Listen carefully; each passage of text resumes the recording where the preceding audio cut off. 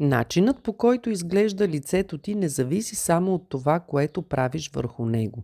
То е отражение на стойката ти, напрежението в раменете и врата, начина, по който се храниш и как работи твоят метаболизъм.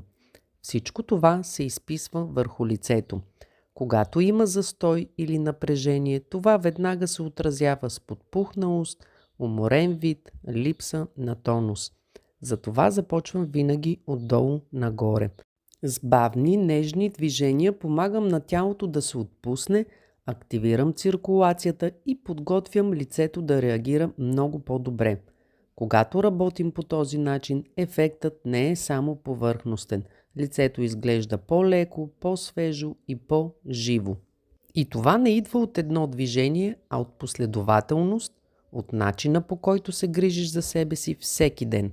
Малките неща, които често подценяваме, като това как стоиш, как дишаш, как се храниш, те също участват в това как изглежда лицето ти. Когато тялото е в напрежение, лицето го показва, а когато има баланс отвътре, това се вижда и отвън.